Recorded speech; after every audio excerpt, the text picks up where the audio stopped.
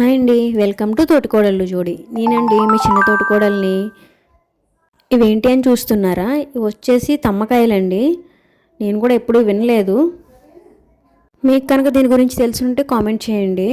ఈరోజు తమ్మకాయలతో పులుసు ఎలా చేయాలో చూసేద్దామండి. ఈ తమ్మకాయల్లో చాలా హెల్త్ బెనిఫిట్స్ ఉన్నాయి. ఇవి మెయిన్గా క్యాన్సర్కి ట్రీట్ చేస్తాయంటండి. సైనస్ ప్రాబ్లమ్స్కి ఇంకా చాలా న్యూట్రిషనల్ వాల్యూస్ ఉన్నాయి. ముందుగా వీటిని సైడ్స్ కట్ చేసుకుని చిన్న చిన్న ముక్కలుగా కట్ చేసుకుని ఒక 3-4 విజిల్స్ వచ్చే వరకు ఉడకబెట్టుకోవాలండి.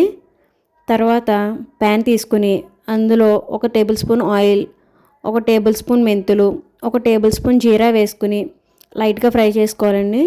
ఫ్రై అయిన తర్వాత ఒక పెద్ద ఉల్లిపాయ, 3 పచ్చిమిరపకాయలు, 1 రెమ్మ కరివేపాకు వేసుకుని గోల్డెన్ కలర్ వచ్చే వరకు ఫ్రై చేసుకోవాలండి.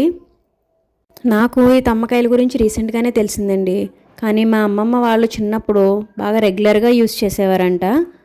అలాగే ఈ తమ్మకాయలో ఉండే న్యూట్రిషనల్ వాల్యూస్ తెలిసిన తర్వాత నేను కూడా యూస్ చేద్దామని ఫిక్స్ అయిపోయాను. ఇలా గోల్డెన్ కలర్ వచ్చిన తర్వాత ఆనియన్స్, అందులో ముందుగా పెట్టుకున్న స్వాట్ బీన్స్ వేసుకుని, అదేనండి తమ్మకాయ ముక్కలు వేసుకుని 1 స్పూన్ ఉప్పు, 1/2 స్పూన్ పసుపు, 1 స్పూన్ కారం, 1 టేబుల్ స్పూన్ ధనియా పౌడర్, 1/2 టేబుల్ స్పూన్ జీరా పౌడర్ వేసుకుని బాగా మిక్స్ చేసుకోవాలండి. ఇవి బాగా మిక్స్ చేసుకుని ముక్కలకు బాగా పట్టిన తర్వాత 1 గ్లాస్ వాటర్ వేసుకోవాలి.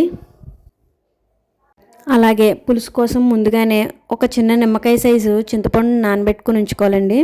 అది జ్యూస్ చేసుకుని ఇందులో పోసుకోవాలి. అలాగే 1 గ్లాస్ వాటరు మళ్ళీ యాడ్ చేసుకుని బాగా మరగబోయే వరకు ఉడకబెట్టుకోవాలండి. పులుసు చిక్కదనం వచ్చే వరకు ఉడకబెట్టుకోవాలి.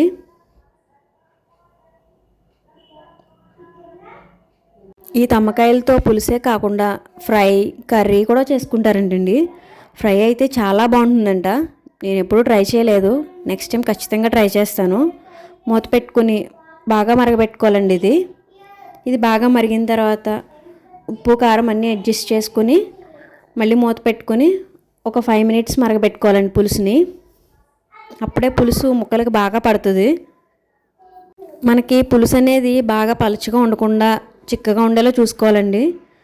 ఇలా దగ్గరికి అయిపోయిన తర్వాత కొత్తిమీర వేసుకుని బాగా కలుపుకుని, మీకు కావాలి అనుకుంటే బెల్లం వేసుకోవచ్చు, లేదంటే లేదు, ఆప్షనల్. నేనైతే బెల్లం వేసానండి. 1 టేబుల్ స్పూన్ బెల్లం వేసుకుని కొంచెం లైట్గా కలుపుకొని దింపేసుకోవడమేనండి. టేస్టీ అండ్ హెల్తీ తమ్మకాయ పులుసు రెడీ అయిపోయిందండి.